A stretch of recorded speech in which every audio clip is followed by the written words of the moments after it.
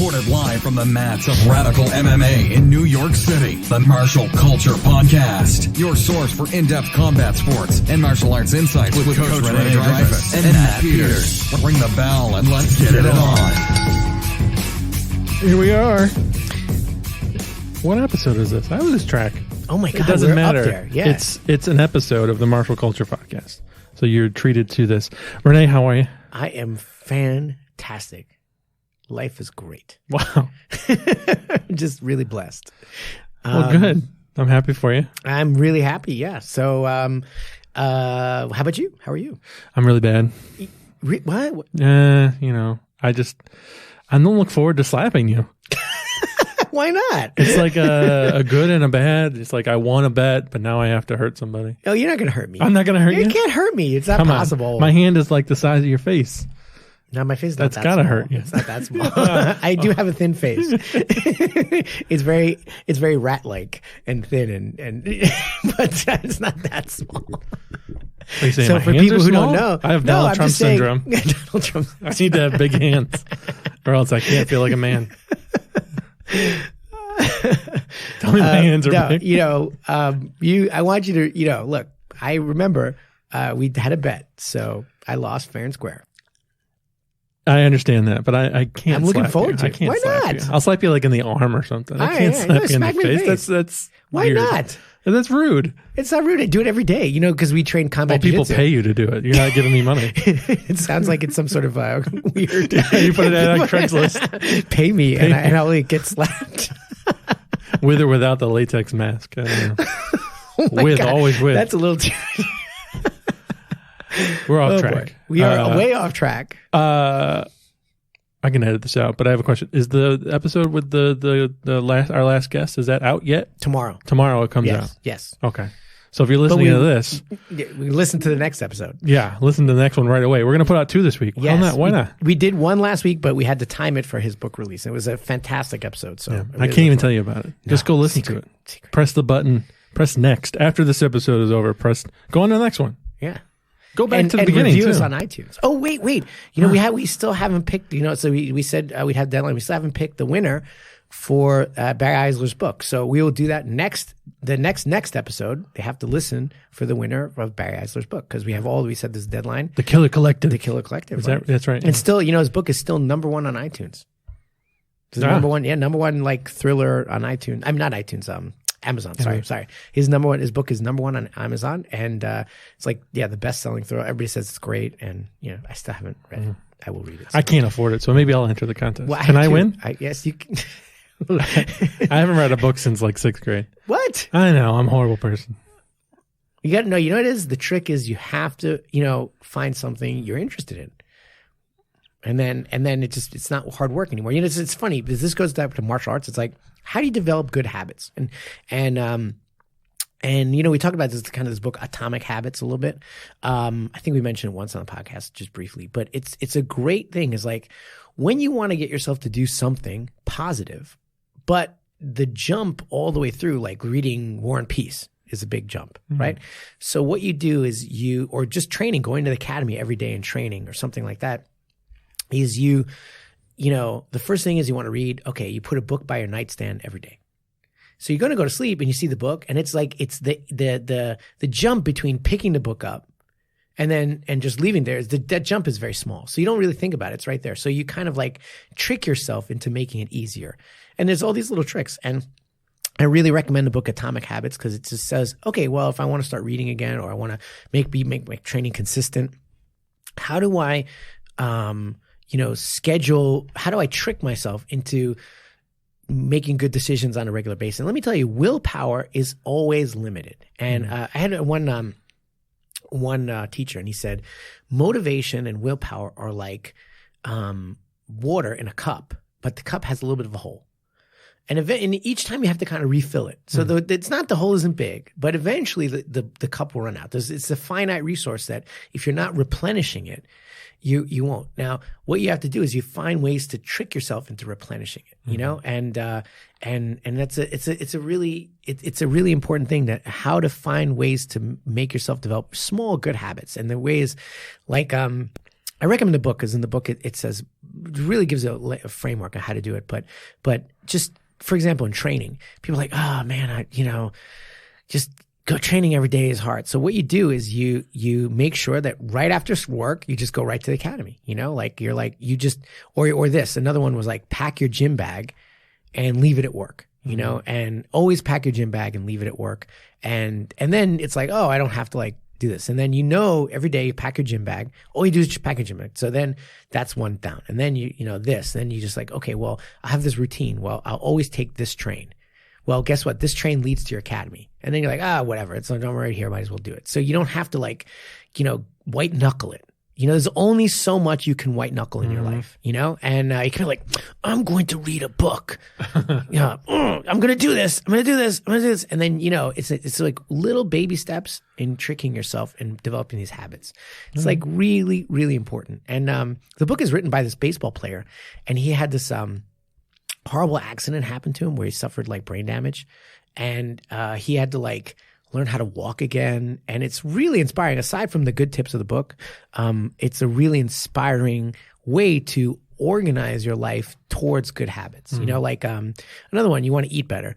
Well, you know what? First, delete Seamless from your phone, which I have not done yet. But anyway, but then the next one is like, okay, just don't buy bad stuff, right? And then it's not there for you. For me, I always try not to buy like chips or cookies. I don't actually like chips, but things that I like you don't buy things you like. Yeah, I don't buy. I live a horrible life, but I'm in great shape. I'm not in great shape. No, but I buy. Like I have a sweet tooth. I have a really, really strong sweet tooth. Very strong. I love like Italian desserts. Like Napoleon's or panna cotta, tiramisu. Oh God, yeah, exactly. But of course, I'm not going to buy like a tiramisu cake.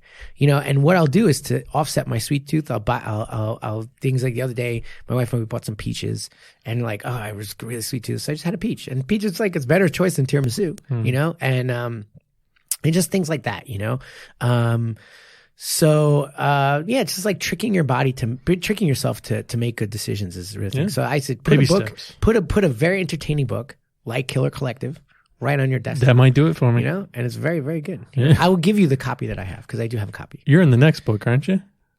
I'm in that book. Yes, I can't wait. That one I'm definitely reading. Yeah, I'm gonna read the Killer Collective too for sure. Of course, but I'm in the middle of Indubious Bastards by John Steinbeck.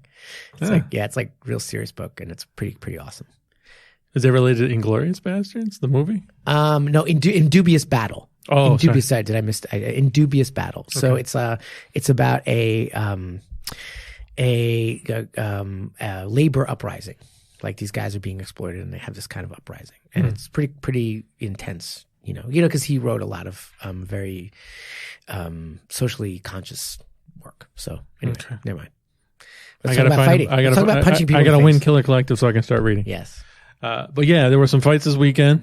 A couple. Yeah, and we haven't talked about. We got to go back. We got to go back. Bit. So we missed a lot. So.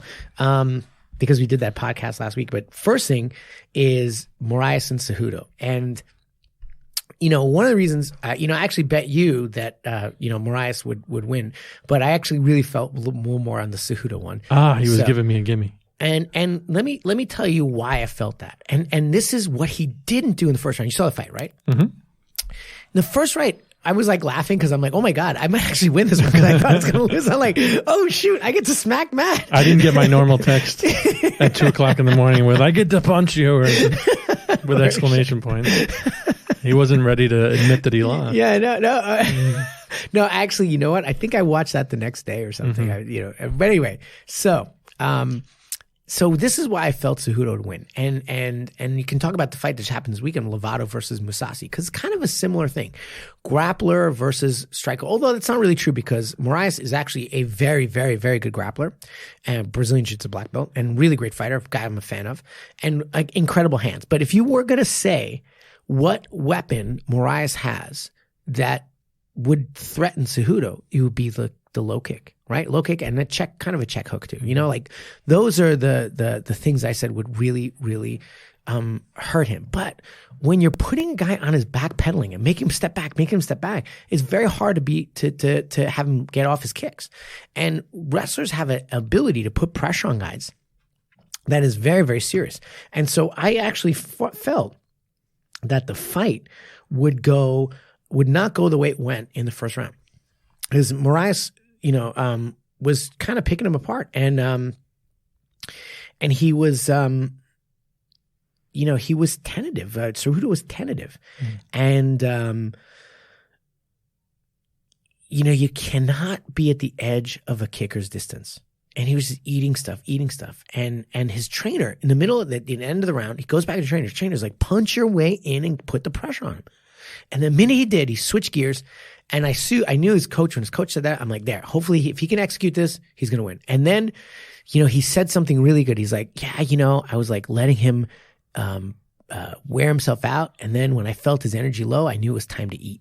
Mm-hmm. And I'm like, oh, that's a champion right there, where to switch the gears. And he just put the pressure on. And man, that was, and he broke, Moraes broke. Mm-hmm. Like he broke. It was before the finish. He broke. Like you could tell he just kind of stopped fighting because he just, fatigue makes cowards of us all. And he was just, did you see the knees that Henry Cejudo threw just hit him in the head? He did really well, yeah. Yeah, for the guys who didn't see the fight, he just used the tie clinch. So he would kind of shoot in, use a wrestling tie, and then just knee him in the head, knee in the head. It was amazing. After like 4 knees to the head, I don't care how good a fighter you are, you're just not really doing well. You don't watch the behind the scenes stuff, like the embedded. What happened? I was surprised at Cejudo. He was acting very immature, like during the weigh-ins and stuff. Beforehand. Yeah, and the open trim mat training. Really? He was really egging him on, like being kind of like Conor McGregor-ish. This is what someone told me. And again, I don't watch the behind the scenes things, but I heard that he's trying to resurrect the lighter weight class, the 125. And he's like, trying to bring attention to it. Yeah, because and this is what people said. Demetrius Johnson, who, for the guys who don't know, is one of the most talented fighters the UFC has ever seen. And he's now in ONE FC. The UFC traded him over to ONE FC so that he would just get paid more. Disappointing. Yeah. Good for him. Yeah, good for him. He's making a lot more money. But hopefully he'll come back eventually. But, Demetrius Johnson, who I adore. I mean, I think this guy's amazing. Let me tell you, he didn't get paid a lot, as I understand it. Although I don't follow this that much because he doesn't talk trash. Yeah. He just goes in, does his job, and goes home. And, at the end of the day, it is prize fighting. There is an entertainment element. There's the casual fans are the ones who tend to drive the sport more. Mm-hmm. So if there's a little bit of fan service, it's hard for people to get a little excited about the smaller weight classes. Yeah. Where with the higher weight classes, like we respond to that more. Like if you see Stipe Nagano, right? And Stipe Miocic and Nagano, these big guys, you're like, whoa, because or Overeem, Overeem's so popular, sucks garbage. That guy sucks, man. Well, I mean when he's done steroids, he's better. Yeah. But I mean, obviously, there's G, and I can't believe my fighter, he loves Alistair Overeem. But there's something in our genetic makeup that responds to bigger people and sees them more as a threat. So I think even without trash talking, there's always going to be an interest towards the bigger guys, even if they're not as technical. Mm-hmm. But the little guys have to work extra hard. And after the fight, he was a little outrageous. He said, "I'm triple C." I'm the triple champion. He said that. And after the fight, he's like, "I'm 2 weight class champion and Olympic champion. I'm not champion, but I'm the triple C." And when he came out pro wrestling too. When he came out to the what's it called? The people can watch him train. Open workout. Open workout. Yeah. He came with a crown and a cape. That felt like a little much. At least he didn't throw a dolly through a bus window. There you go.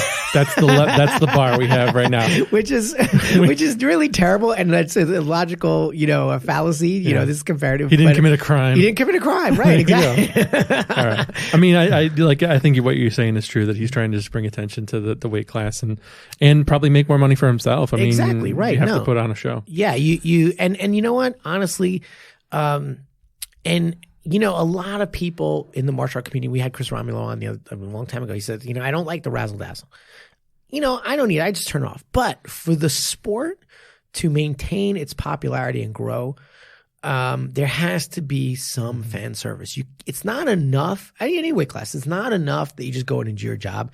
You, at some level, are an entertainer. And I personally hate that element. I hate it. But, hey, that's life. Nothing is perfect. For sure. You got to do it in everything. I mean, we give away books to our fans. Yeah.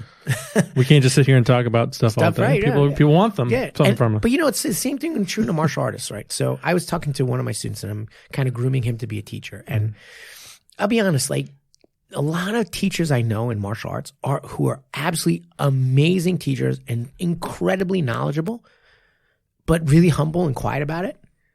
Like, nobody knows who they are. Like, even if they won, they're like, I was very, very lucky to meet Professor Kashiwazaki, who is a immense gifted judo practitioner, who is one of the most, gifted athletes. He's actually won judo and won sambo.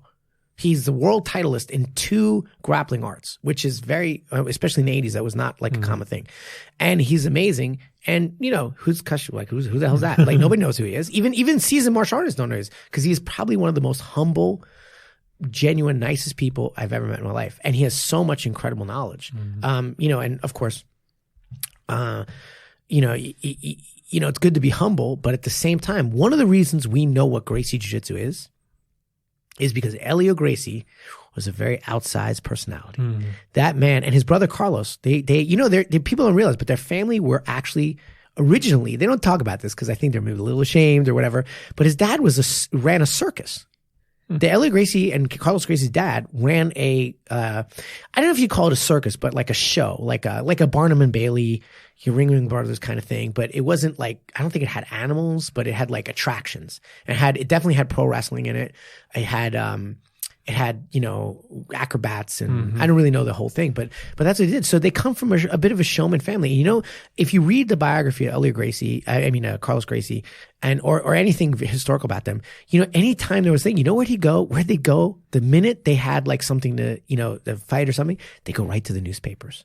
They go right to the newspapers and they promote the hell out of it. And they're like, and they'd say something, outlandish sometimes. The Gracies would say, Jilson hates this. Remember, Jilson's on the front. He's like, man, I hate this. Like, I will fight 4 of you in one night. That's like outlandish, but it's like, motherfucker, I can't believe you said that.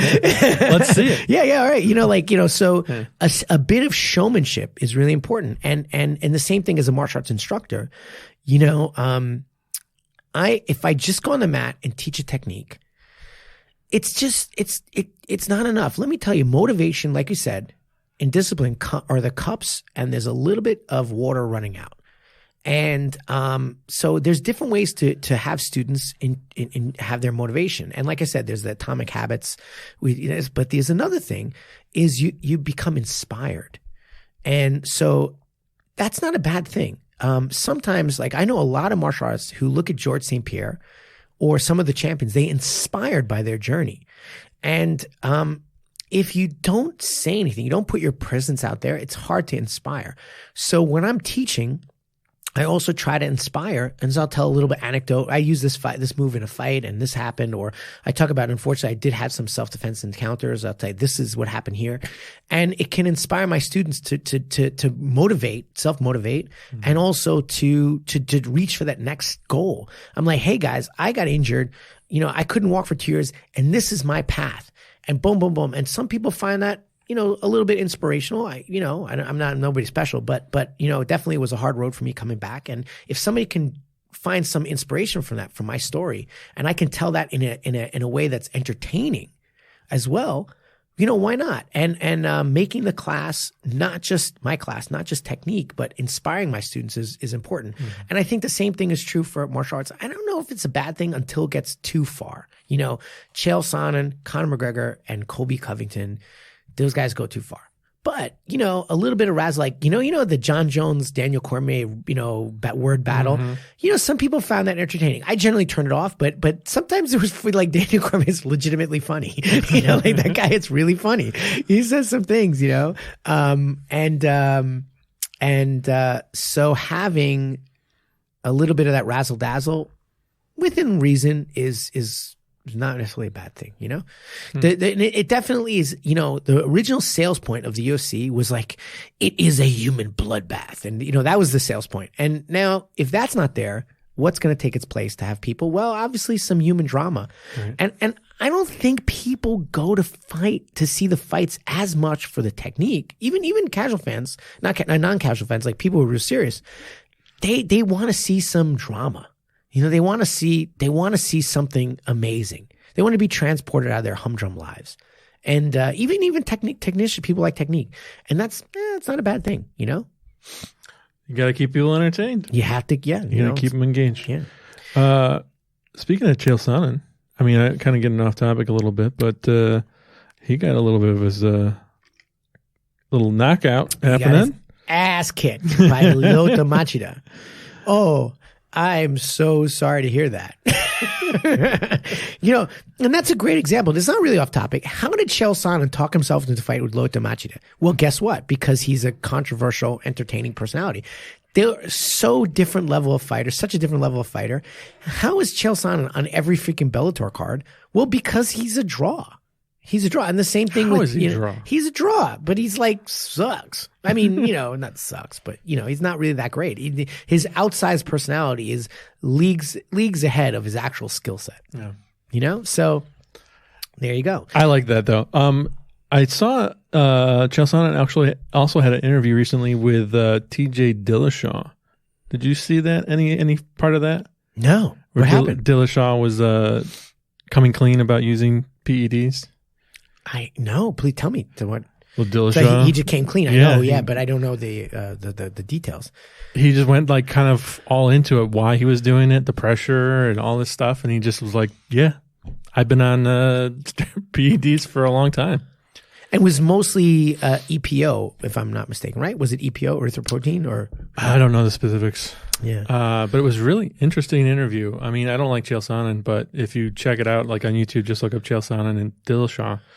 They talked for like maybe an hour and a half about the whole backstory about why he got to the point where he felt like he needed it.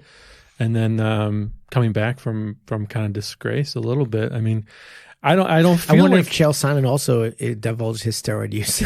He did talk about how he, what did Chael Sonnen say? He said, I can tell when you're on steroids because I've been there.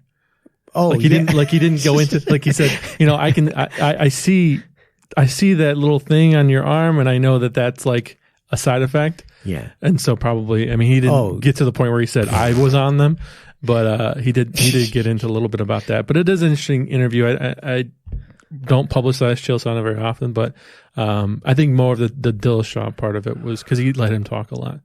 So check that one out if you're interested in the backstory of Dillashaw, and hopefully he can come back because I do think Dillashaw is a talented fighter. But for sure, he got a little bit in the weeds.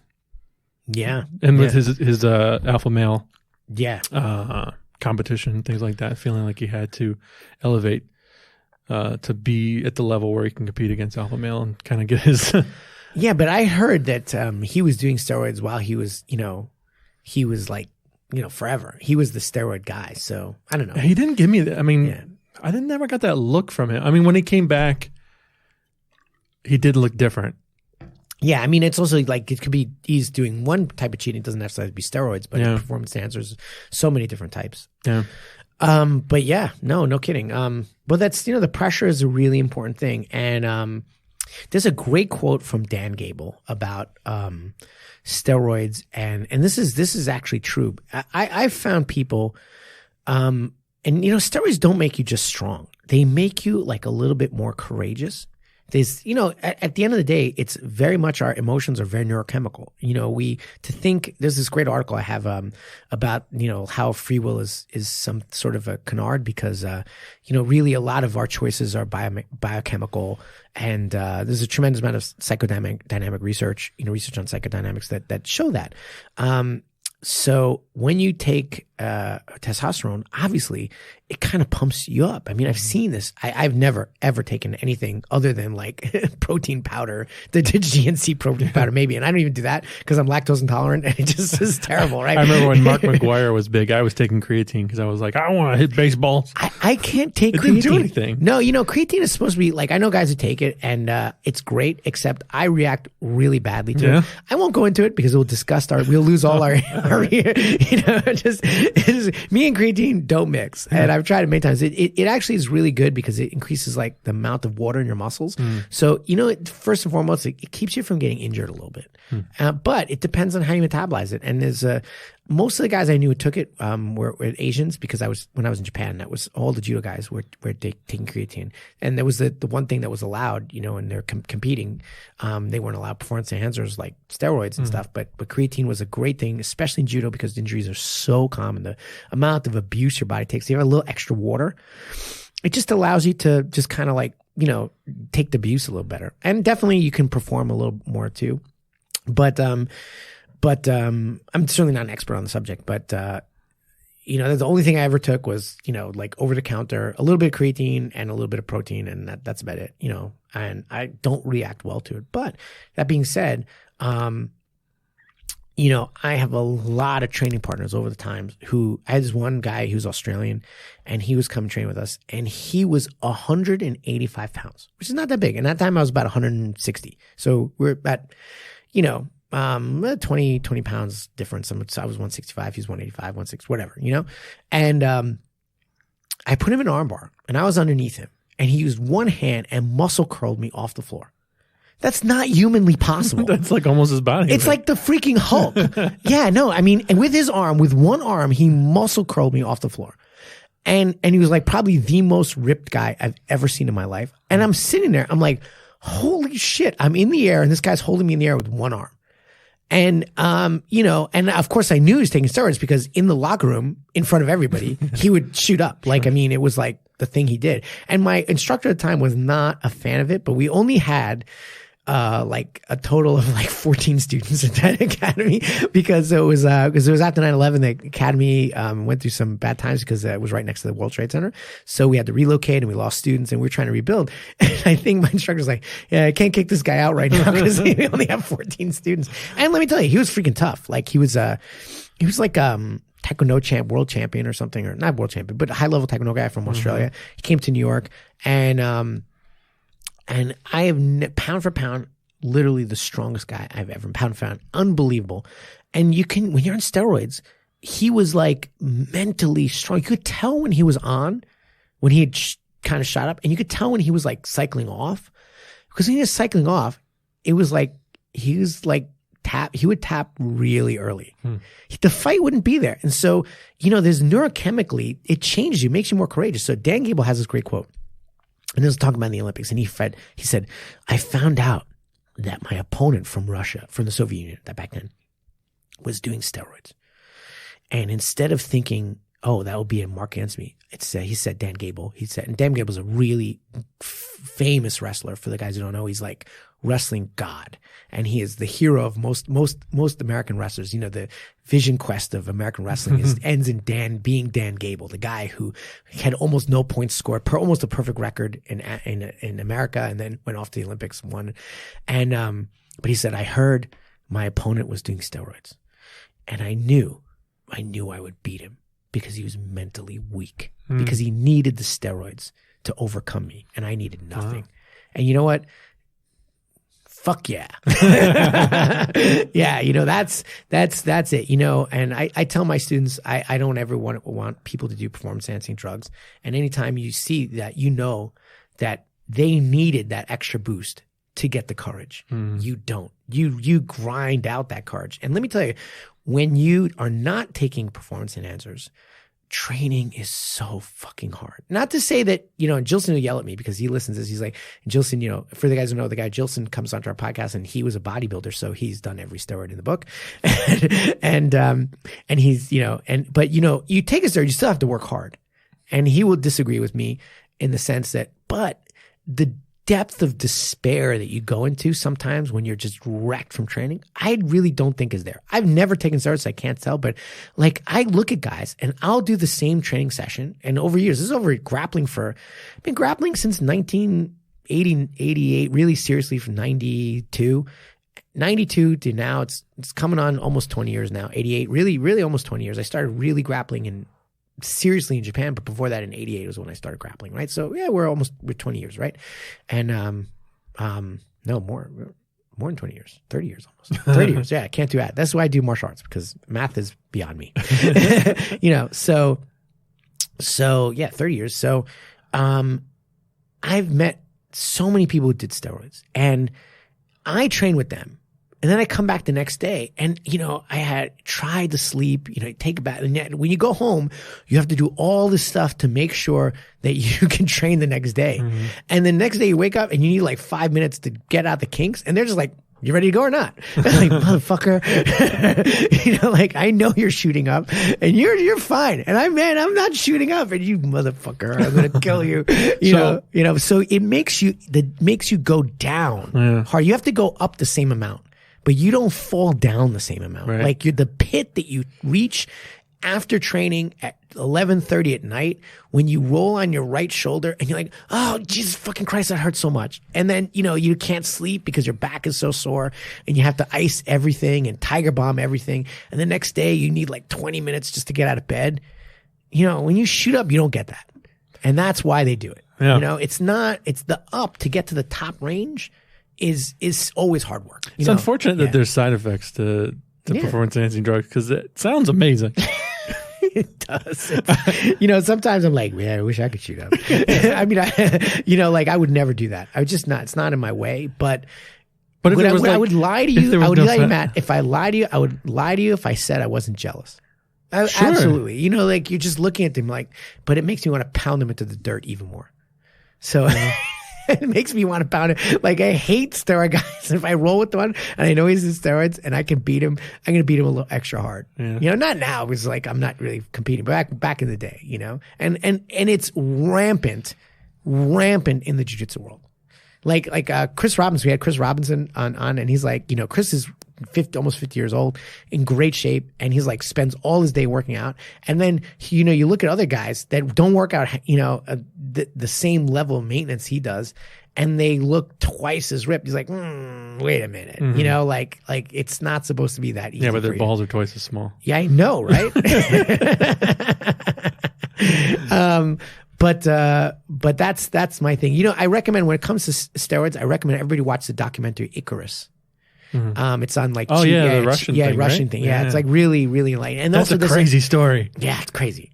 Everybody should watch it. It's great movie. And it's like a spy novel. Man. Yeah, really. And there's another one which is just a straight documentary on steroids, and it's the name is escaping me, but it's just on like human performance and I'll let me Google this for a second. But it's there was one I watched on Netflix. It was about wrestlers. And it was pro wrestlers or wrestlers. No, like pro WWE. Wrestlers. Yes. Let's make sure whenever we talk about I apologize. Not Olympic wrestling, the show of wrestling. Yeah. But it was really interesting because it went into like the history of like wrestlers. I mean, they're all on steroids. Not now, but back in the day. Really? The look on his face. You can't see it. Really? But it's really interesting that it shows. I always thought Hulk Hogan was naturally like that. I mean, he looks pretty good today.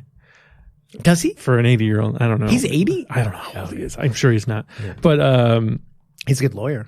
It does have an interesting story, because it goes in like the early days and everybody's juicing, and then like the aftermath. It shows the aftermath, which is important, where it shows like the downside of juicing, and then the years of all that abuse. Yeah, is an interesting story if you're looking for something kind of similar. Yeah, this is my view on steroids, and I really do believe this. And a lot of steroids were invented for medical purposes, and so to actually, I know a lot of people who went on steroids for medical reasons. They cancer survivors, and they need them. Mm-hmm. So I don't know actually what they were taking. I should remind that it may not have been an anabolic steroids, but they're doing the things that athletes sometimes use to rebuild muscle, because they had such bodies so ravaged by leukemia and things like that, right? Yeah.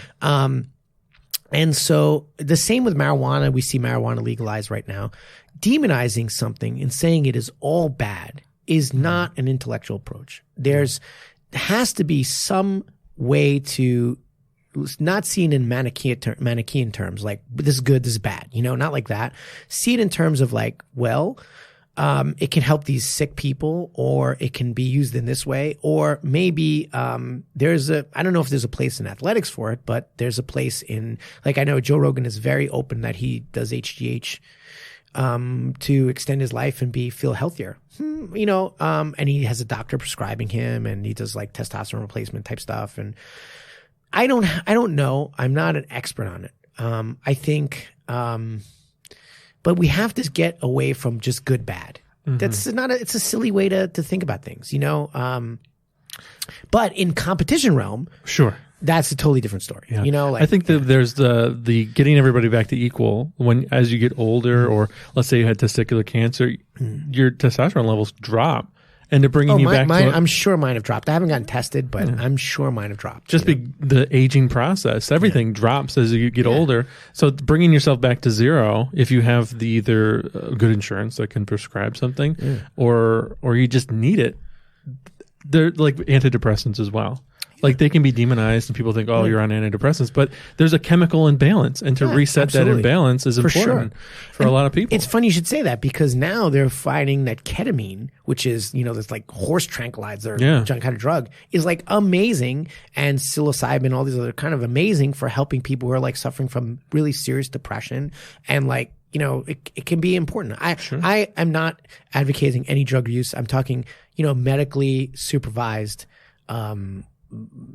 regime to help someone who is legitimately suffering, And speaking of that, look, Anthony Bourdain's death was exactly a year ago, and it's very, very sad.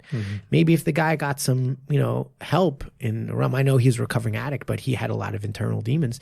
If someone had some help like that, maybe life would be different. We cannot, and I know a lot of people who were illicitly smoking marijuana. I don't travel in those circles. It's just as a martial artist, come into a lot of different people. I've never smoked marijuana in my life.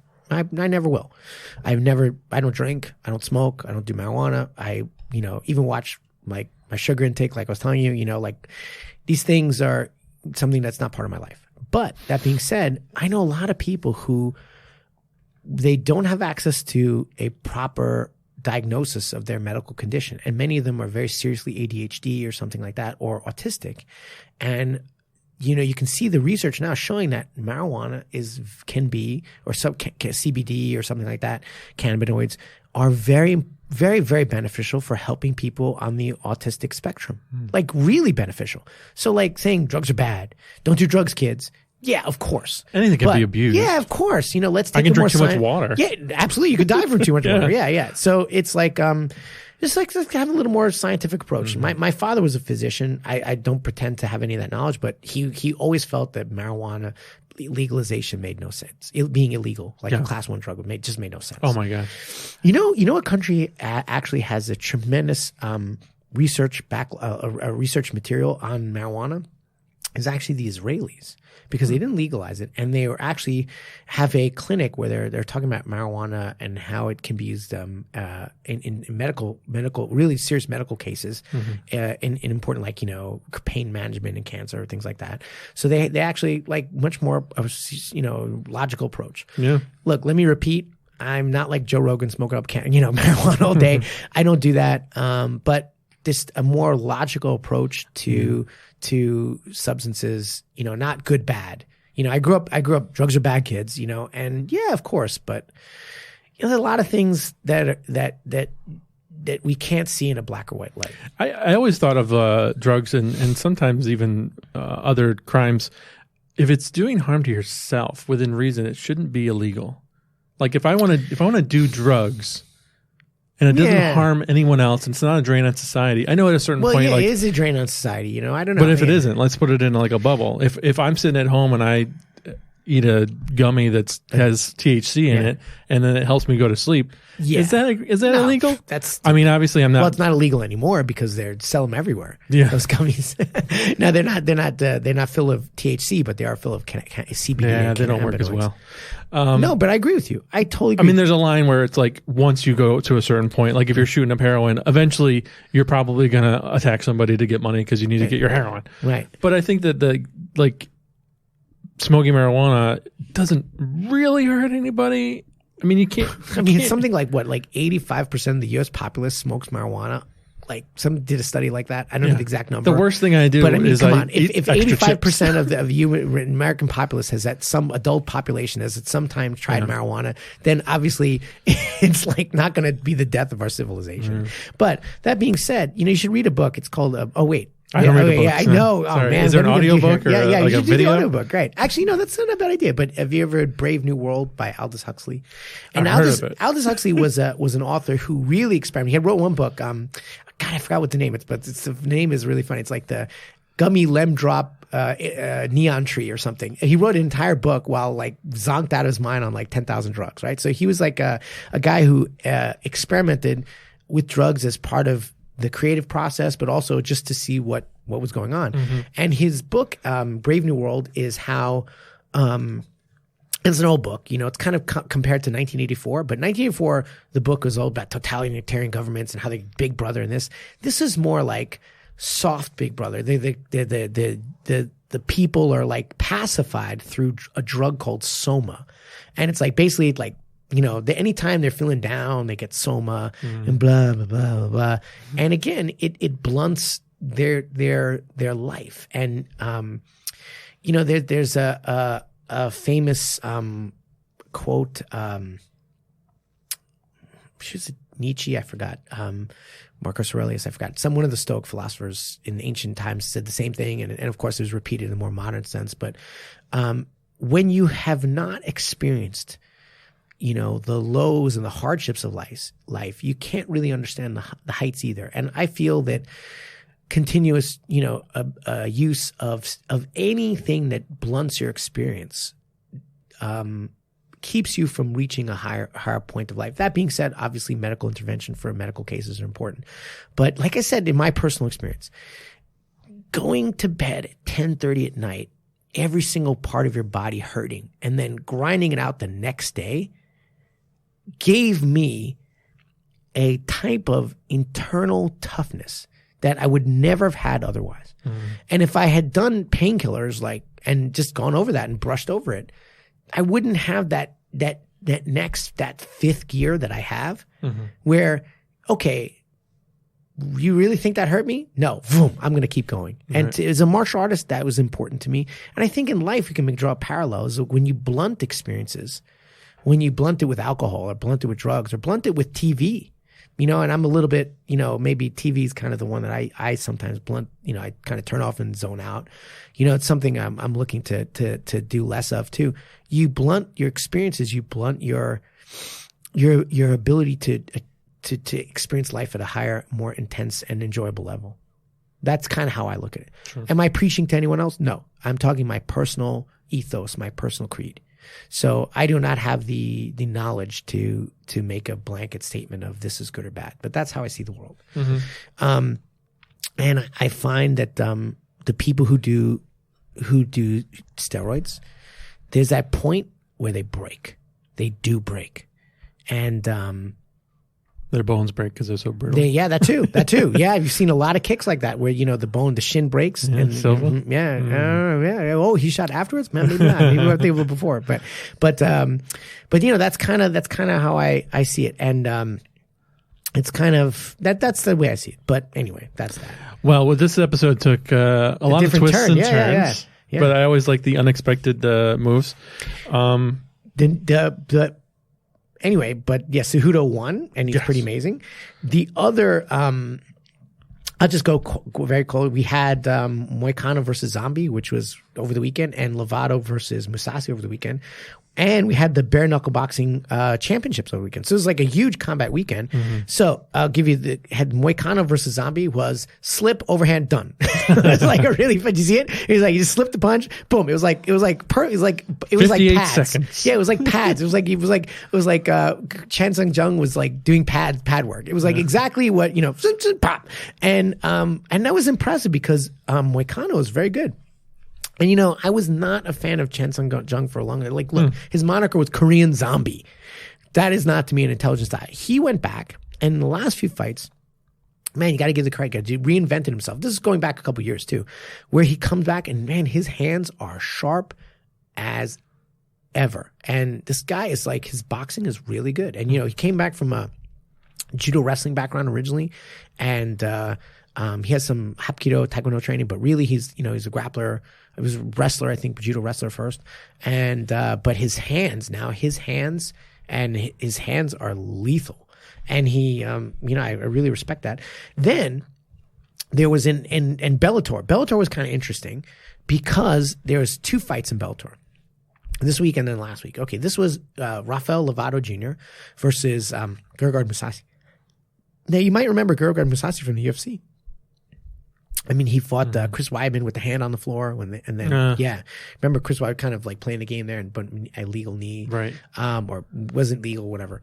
But Mousasi is one of the guys in Bellator who, and I generally feel the level in Bellator is lower, and I don't really watch Bellator, but this Gegard Mousasi is pretty freaking amazing, and I've always been a fan. He's a great striker who has he is a kind of a little more sambo background rather than jiu-jitsu. But he has a great way of kind of put things together on the ground. I was always a big fan of his. And Rafael Lovato Jr. is a jiu-jitsu world champion. And he was trained on the Ribeiro brothers, who are under Hoyler Gracie and Hickson a little bit. But I kind of do your own thing now. And this man lives in the middle of Idaho with there's no, he's not in some big camp somewhere or anything like that. It's the middle of Idaho with tiny academy with 20 training partners, whatever. And he built his academy as a champion factor. One of his students is also a champion. And his dad is originally a Kempo instructor. So they started training jiu-jitsu and became really good. And he's one of the first Americans to win really big in the jiu-jitsu world. And then, usually that doesn't mean success in the MMA world. There's a lot of jiu-jitsu guys that went into MMA and just look like garbage. One of the differences, Lovato is a very, very intelligent guy. And, he won this not just on jiu-jitsu, but on wrestling. Man, he took Mousasi down so often that he put Mousasi on his heels. And Mousasi's way better striker than Lovato, although Lovato's been striking a lot in Brazil. There's this team, Evolução, which he trains with, and they're top team. We don't really hear about them that much because they're more Brazilian based, but they're very, very effective team. And he trains with them. So his striking is good, but it's not on the same level as Mousasi. But it's just like Cejudo put Moraes on his heels. He started putting Lovato on his heels, and really controlled the match through upper body wrestling. And then also, had some great moves. The one thing is Mousasi did get on top, reverse the back control, and you could see, and this is the thing with sport jiu-jitsu guys, their guard, if the bell hadn't rung, Lovato probably would have lost the fight because he was in open guard on the bottom, Mousasi raining down punches, and his functional strike defense there was just not what it should have been. And he wasn't doing the fundamentals that you really need to see people do from there. So he was losing. But then he dropped after that because I think he came back. He was a little woozy from that. The next round, Mousasi did really well, dropped him. But then he came back and then just put him on the mat and just grounded out and won. And he's the new Bellator world champion. He's the first, jiu-jitsu and Bellator world champion at the same time. Wow. Right? Actually, I can't say at the same time because I don't think he's competing anymore in jiu-jitsu. But he's definitely really done it. He's a bit older too, and kind of like a really cool vision quest. A guy said, "I don't care where I am, what I'm doing. I'm gonna be a champ. I'm gonna visualize. I'm gonna do it. I'm gonna put it through." And on the same show, not the same night, but there's also a guy named Aaron Pico, which you talked about. Amazing wrestler. Amazing. Trains with Freddie Roach. Manages to lose most of the fights, even though, amazing. And when you watch this guy, you're looking like, this guy's gonna be a freaking champion. he's gonna be a champ. It looks so slick. And then he goes in the fight and he freaking gets dropped every time. I mean, like, what? And it just shows that technique is not enough. It has to be welded with tactics and strategy. And I didn't know the last one is the bare knuckle boxing this weekend. So this was a big one. This was Paulie Malignaggi, who was like trash talking Conor McGregor, and because they had that sparring thing. You know about that, right? No. So when Conor McGregor was getting ready for the Mayweather thing, Malignaggi was called in to spar, and then McGregor says that he whooped him, and then Malignaggi said he didn't get whooped, and blah blah blah, right? And so that got him pissed. So Artem Lobov, who sucks, is like Conor McGregor's little part of his coterie of like little sycophants, and and he just sucks. He got cut from the UFC because he sucks, and I don't know if I mentioned that Artem sucks, and I'm not really a fan of anybody from that camp, but anyway, he sucks. Let me repeat that. Got it. Got it. Okay, everybody got that right. I hate his technique. It's just terrible. You cannot look at him and say he's technical, but the man has fucking power, and you know what? He's got like that fighter instinct. Like he knows where the blood is, you know? I can't discount that guy, right? So Paulie Malignaggi they go into bare knuckle boxing. And I'm watching the fight, and Malignaggi is like slick as hell. He pop, pop, pop. And it's bare knuckle. So it's different, but he's going in like a boxer. And he's like outpointing him. And definitely, I felt that he won the rounds on points. But what happened was halfway through, and you could tell, he went bonk. He was punching like a boxer. He broke his hand. Broke his hand. And it's funny because I had a little gentleman's bet with one of my students, Pierce. And Pierce is Irish. He's like, Artem's going to win this fight. That was a terrible Irish accent. Thanks. Going to win this fight. And he's like, he'll show you because he's training bare knuckle. He's going to win this fight. And I'm like, no, Paulie Malignaggi is much more technical. So I wasn't, I absolutely believed in my heart of hearts that Malignaggi would win because he's more technical. But then he didn't adjust for not having gloves. He freaking broke his hand, and I still felt he won. But he's so much more technical, just picking him off. But Arm goes baranka and hits him. Also, he clinches up. This is the other thing is bare knuckle boxing. A lot of guys in MMA. So what they do is they clinch you, and they whip their arm around their shoulder and they start hitting you. And he did cut him. He, like from the clinch, he started kind of dirty boxing, which they allow a little bit more in bare knuckle, right, than regular boxing. And he was not prepared for this. And it became this little dogfight. And I still absolutely think Malignaggi won, but he had to slow it down because he broke his hand. Artem's just swinging for the fences like a fucking gorilla. But every now and again he hits him. And guess who they gave the fucking decision to? Artem. But I was like throwing things at the TV. But that being said, it was a closer than it should be because Malignaggi's technically so much better. But it's not enough to be technically good. You have to weld that with smarts, tactics. Like you have the best army in the world, but if you don't, make your army deploy it in a smart way, make a formation and put your air force over here and your tanks here and your infantry here, you're gonna get screwed. Yep. And that's what happened. He didn't fight a bare knuckle fight. And he broke his hand, that means you didn't prepare for the modality you were in. You just trained boxing like you always train. It's not boxing. It's bare knuckle boxing. It's different. And I actually was much more entertained watching bare knuckle boxing than regular boxing because it's different, man. You have to punch differently. Right. And it's nice to see it come back. I'm like so excited that bare knuckle boxing back, and all the boxing people are like, this is barbaric. There's much more brain damage in regular boxing than bare knuckle. Because you can't. Yeah. And also you can't punch as hard. You can't punch the same way. You have to be a little smarter, and you have to be much more evasive because your guard doesn't work. So you don't get as much head trauma. So, you guys are fucking idiots because it's like, how is it more barbaric? You guys are getting much more brain damage. What are you talking about? Because they're not wearing gloves? Well, that's just, what are gloves? What are gloves? What does like big sized oven mittens have to do with anything? Like you're actually less brain trauma when you're in bare knuckle. And so but it was interesting because it was like all the guys are MMA guys. You see they're doing their MMA style boxing, which is different. And I was like, yeah, Artem won it. So I lost 2 bets this weekend. I lost one with you and one with my Irish friend Pierce. Losing streak here. You're becoming me. Hey, don't go that far. We got a big summer ahead of us. We got a lot of big events coming up. UFC is pulling out all the stops this summer.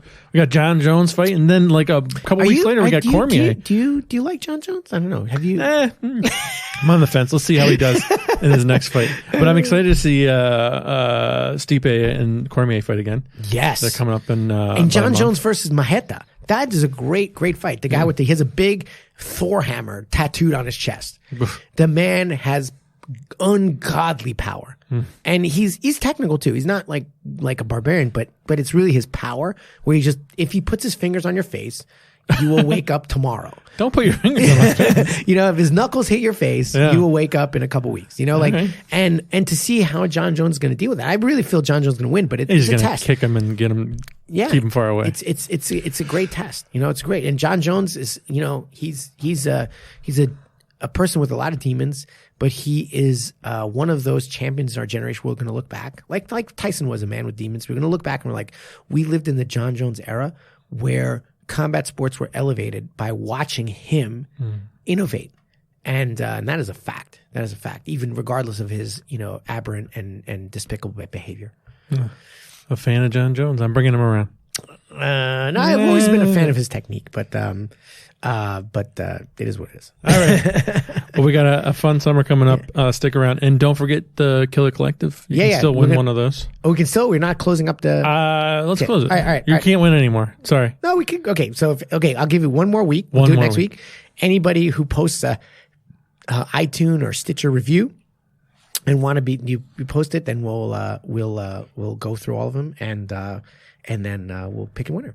Yeah, you can read a great book. Now you got to slap me, buddy. I lost the bet. I can't slap you. Oh, come on. What are you talking about? All right. I'll add a sound effect here. A slapping. What are you doing? You got to do it. You got to do it. Come on. Just no. All right, let me take it off. Ready? You got to stand up. Ready?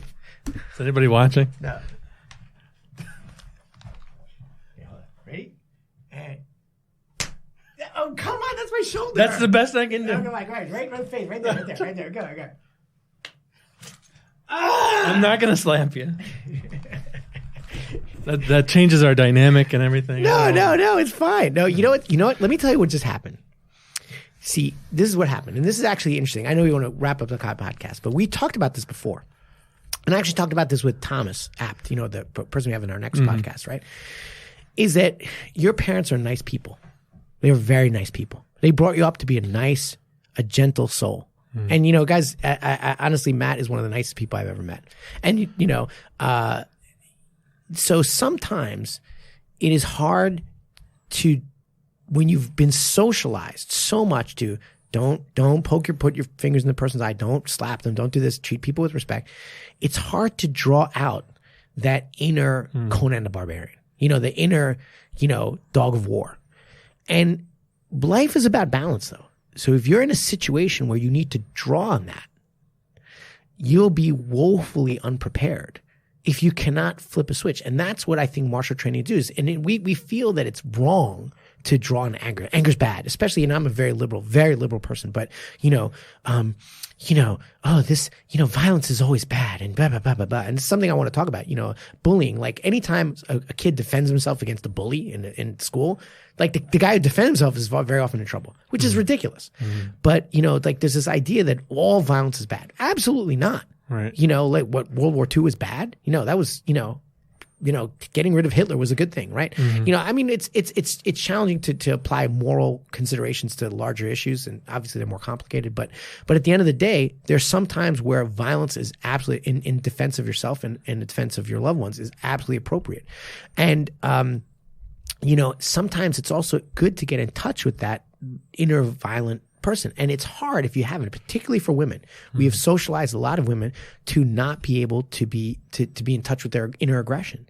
And I would say, Matt, you should maybe draw out that inner tiger a little bit, and you could really slap me. It's fine. It's a healthy thing. No, but balance is healthy. I know you don't believe me, but I believe you. I don't know how to get there. Yeah. Well, I'll help you. You got to say something mean or something like that. No. How about I slap you? No. I don't want to be slapped. No, but I had this moment I talked about it on the podcast where, I was like that too. I had very nice parents who brought me up in a very nice way, and I had to draw. I was years of karate training, but I still didn't like punching people in the face. And then that's hard when you're in a sport where you have to punch people in the face, right? So it was always this like, fighting myself. And it wasn't until I started doing jiu-jitsu with guys who had actually had like Valley Tudo fights and things like that, where like, no, this is how you draw out that inner tiger. And it's not a bad thing to have controlled aggression in the right circumstance. And I would say it's particularly true for women, because women go through a very strong type of socialization to not allow them to express their anger. And I think it's part of our patriarchy. But it's also true for guys too. You know, like you grow up in very nice parents and they don't want you to be bullies and don't do this, don't do that. I grew up with that and I would never be a bully. But at the same time, there's a time and a place to unleash the dogs of war. And that is not a bad thing. You know? I hope I never get there. No, hopefully not. But you know, it also comes out when you're dealing, when people can manipulate you and have that, especially in a corporate context. You know, they're like, you ever see the movie Office Space? You know, we need those TCP reports. And that kind of like intimidation, when you have that inner aggression, it doesn't necessarily have to be physical, but you're less emotionally manipulated by psychopathic and sociopathic personalities. So even if you don't throw a punch ever, when you have that physical confrontation, like you don't mind, you know, a lot of people have problems with conflict. And I don't mean physical, but like just disagreement or personal conflict. And they don't know how to deal with that energy, because that energy is still the same as like, you know, punching energy, right? So, you know, martial arts helps you get in touch with that. And in touch with that thing, so that you are less of manipulated in the day-to-day time. People always ask me, it's like, well, why are you doing martial arts if you're never going to get in a street fight? I keep my nose clean. Yeah, of course. Well, obviously, statistically speaking, it can happen. Number one. There's other reasons too. Like, you know, you might, this happened to me a long time ago. My car was almost flooded up to the windows, and I thought, oh my God, I have to kick the way out of this windshield. I'm glad I can kick really hard, because I would be stuck here in a flooded car. Thank God the water receded, but my car was entire flooded by water. So, you know, the ability to, you're not fighting a person, but you might be fighting some type of nature, you know, like, I was like kind of stuck in this, the bay came over and just swamped my car, and I like could have drowned, you know? I didn't, but I still was stuck in the car. I unrolled the window and climbed out, and then this car towed me away. It was, but that's another reason. The third reason is to be in touch with positive, defensive-minded, self-preservation-minded aggression, and that can help you in your work environment. It can help you dealing with, like, you know, just people who are willing to take advantage of you in those little small ways that slightly and consistently erode at your sense of self and your sense of enjoyment of life. And to me, that's also another reason why we do that. Yeah. Because if you can deal with me coming at you super hard, punching, kicking, elbows, knees, and slamming on the ground and side control, then the guy goes, you know, why did you do this? You park in my parking spot. And you're like, dude, that is not your parking spot. And if you have a problem with it, we can discuss it with our lawyers. You know, like, you don't have to go there with fists, but, you know, your confidence, your zen, your ability to deal with that, you know, it makes you a much higher quality of life. So that's kind of how I see it. So you should slap me. I can't. Not yet. I'm going to start taking classes at Radical. Yes. And then I'll learn. In 6 months from now, I'll slap you. The most dish raggy slap I've ever had. I have no animosity towards you. And that's no, you don't need to have animosity. That's where I am. I have to feel like I have to be mad at someone to slap them. Man, I'm sad, man. We'll put it on the back burner and I'll slap you in 6 months. Okay, all right. Yes, yeah, practice. I'll get you like a Wing Chun dummy. You can kind of watch out. We learned a lot today. We learned a lot of stuff. It was a good episode. It was. I think it's always a good episode with you. Of course. My favorite co-host. Yes, sir. You got another one? You cheating on? You want another podcast? All right. Don't forget the Killer Collective is coming out. And if you made it this far, just go on to the next one. And you'll hit an interview with Thomas Abt. We got too many episodes in there. Yeah, right. And he has a book coming out. I can't remember the name of the book. Bleeding Out. Bleeding Out, yep. Yes. And that actually comes out on Tuesday, June 24th. That's correct. And you can find that on Amazon or anywhere that you can find books. He's actually doing readings across the United States. Yeah. Go to his website. I'm sure you could look it up. Right. There's one violence. Tuesday at the Strand in New York City. So this episode will be out. I put it out at the end of today. So if you're hearing this now, it is Tuesday. Go to the Strand in New York City and hang out and hear some good stuff. Yeah, but maybe go to jiu-jitsu first. Yeah, stop by Radical, then do a podcast at Gotham, and then go listen to a book at Strand. All right. All right. And then we have on this coming weekend, we have some big fights. There's hold on a second here. We got Ngannou versus Dos Santos this weekend. That's going to be good. Who you got, Ngannou or Dos Santos? Ngannou. Yeah, I got to agree with you on that one. And then we got Jones versus Santos. Who you got Jones for that one too, right? Yeah. All right. So, but they're going to be great cards, and we'll talk about them next week. All right. All right. See you later. Thank you. Bye.